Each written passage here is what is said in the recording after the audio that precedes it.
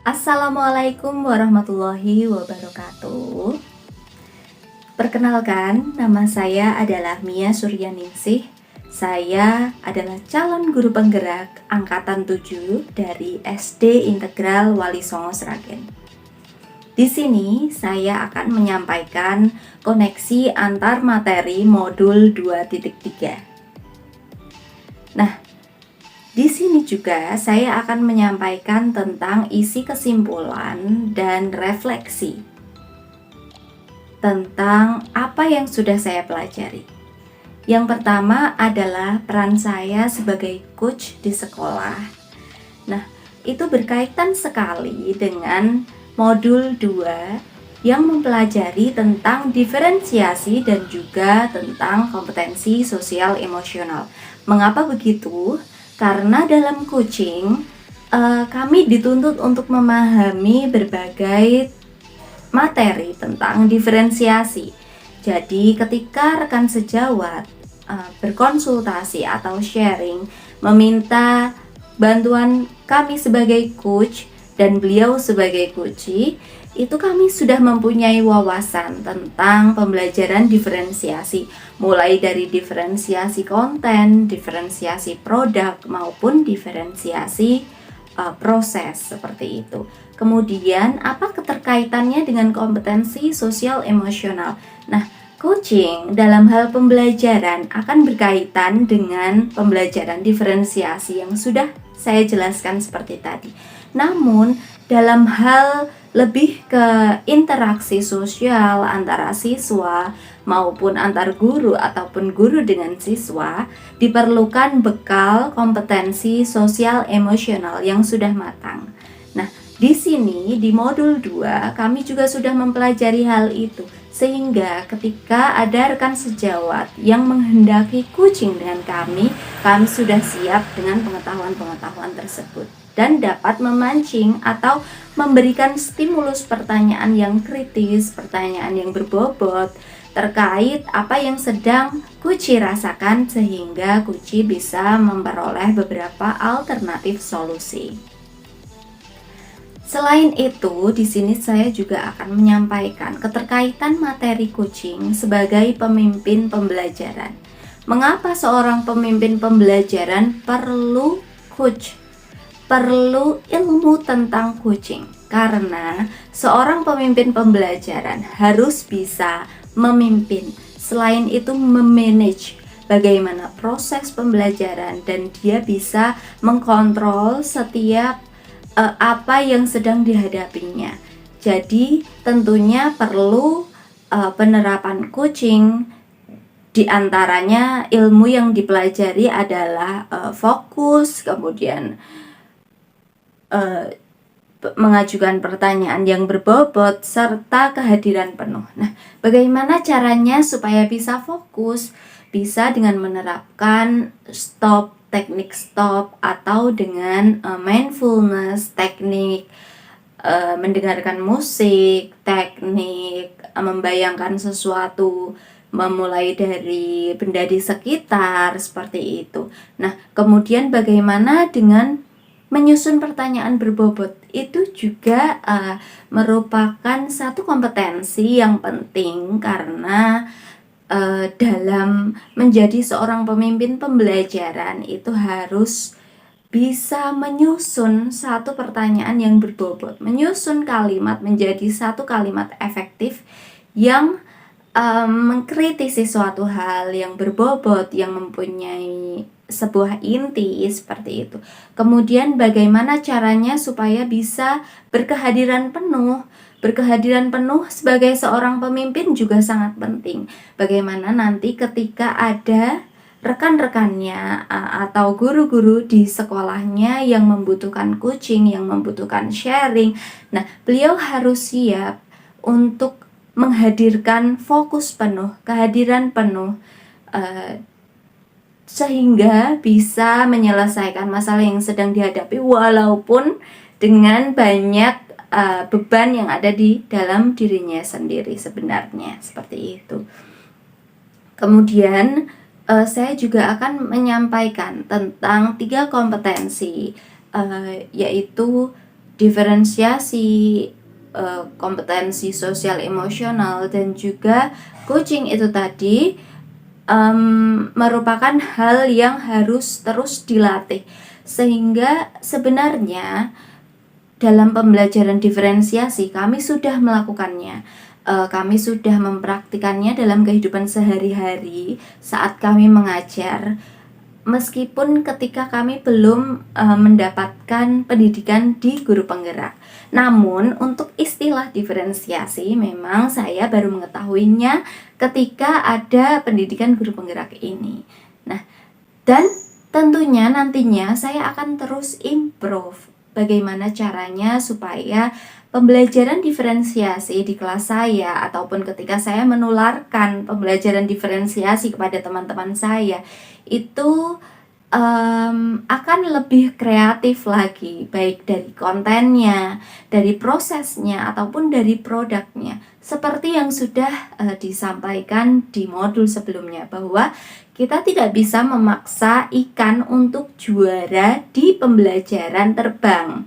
Dan sebaliknya, kita tidak bisa memaksa burung untuk juara di pembelajaran berenang. Jadi setiap anak itu mempunyai skill yang different, yang berbeda-beda.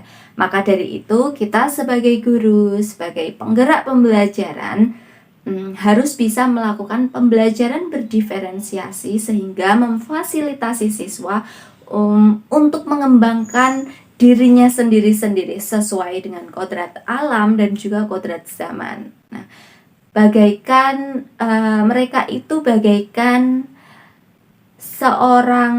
sebuah kertas yang sudah mempunyai garis-garis tipis, sehingga tugas kita adalah untuk menebalkan garis-garis itu.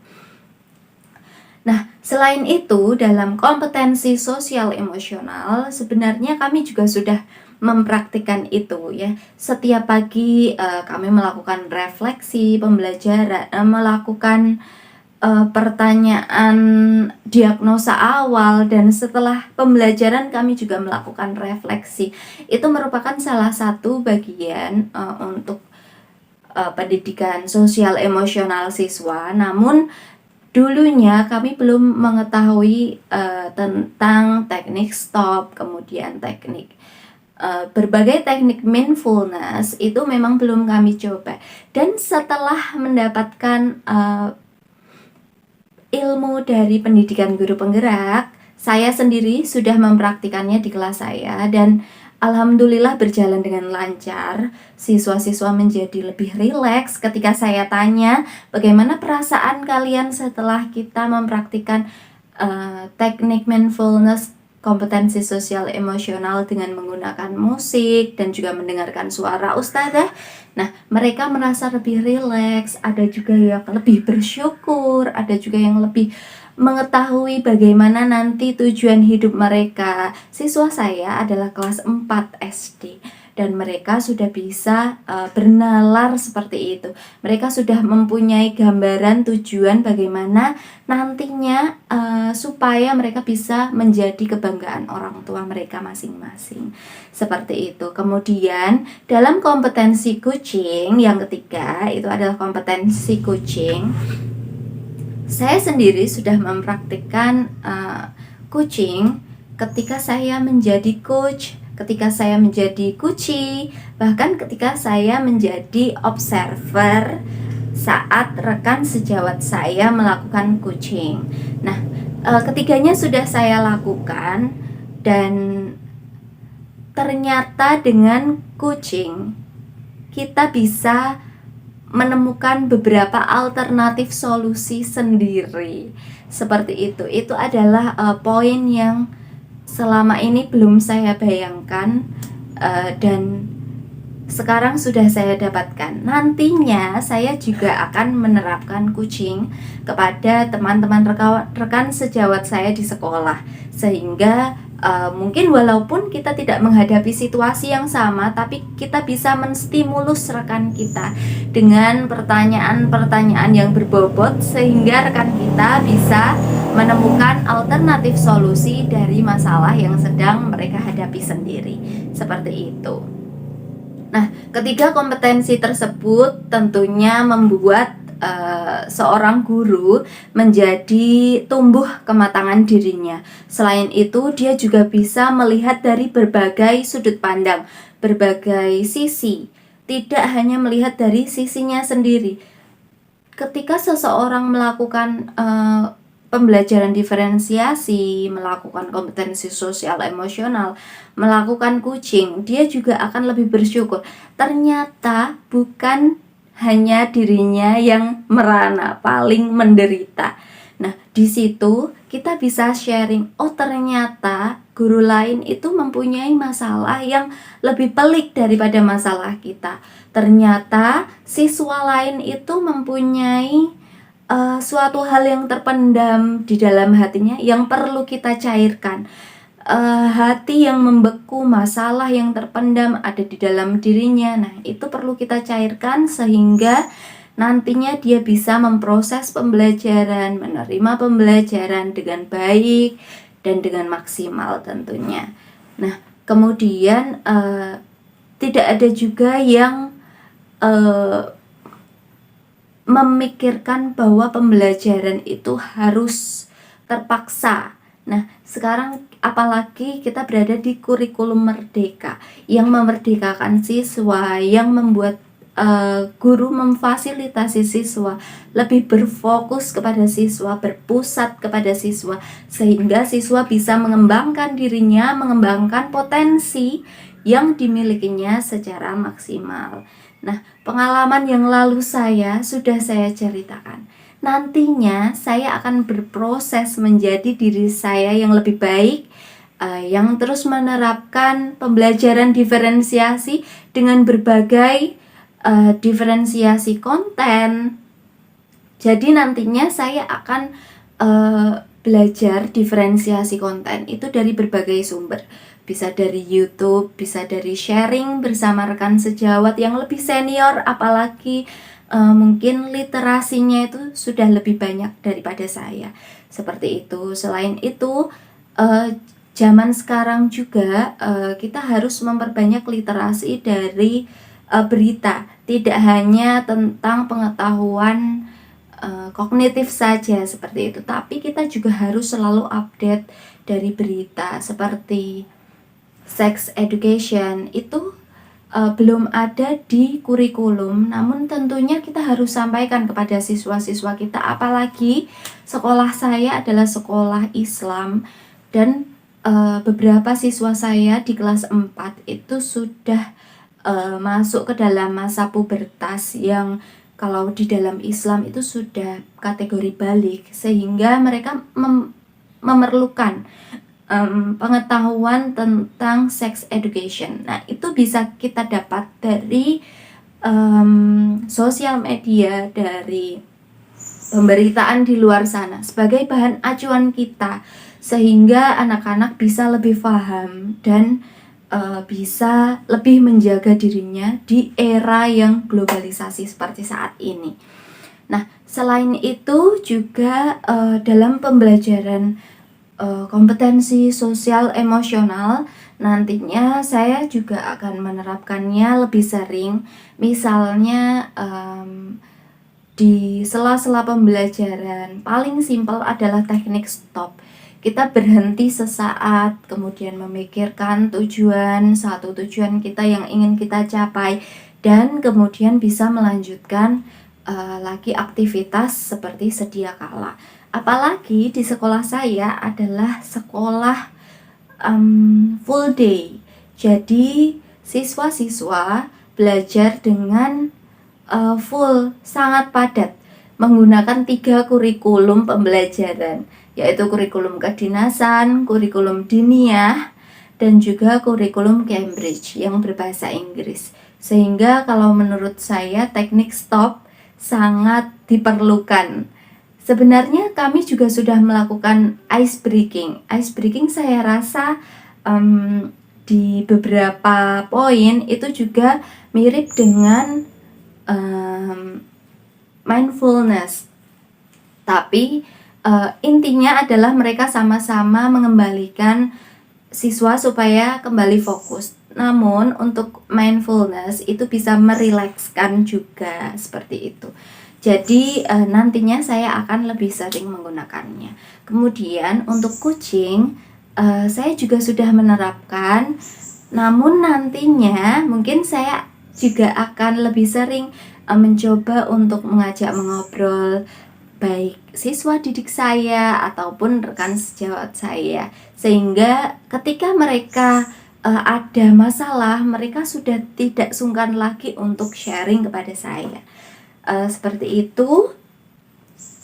Dan info-info dari luar pendidikan guru penggerak itu tentu saja saya masih belajar.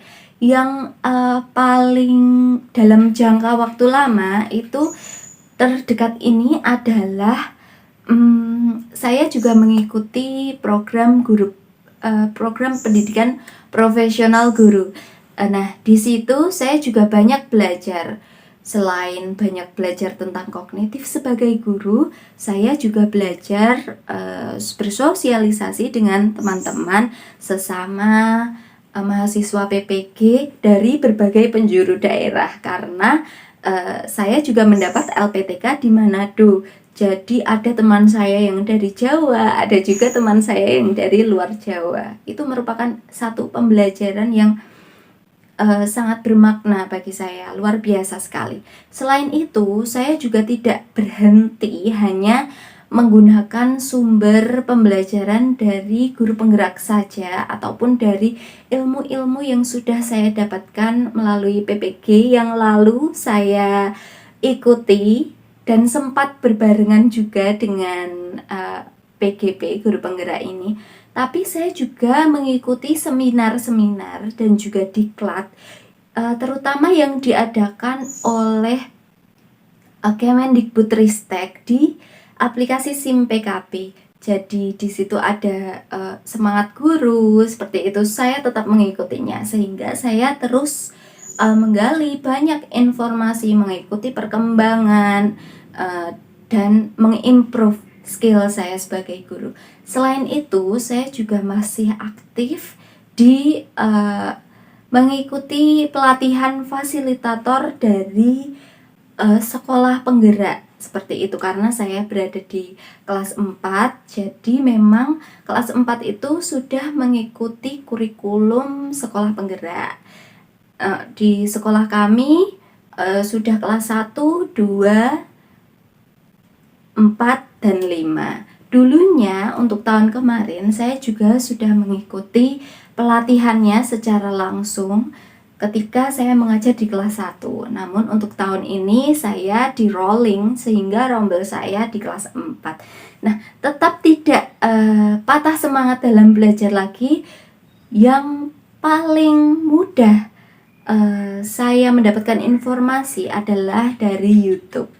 Jadi di YouTube itu kita kalau ada niat untuk belajar, pasti insya Allah selalu ada solusi.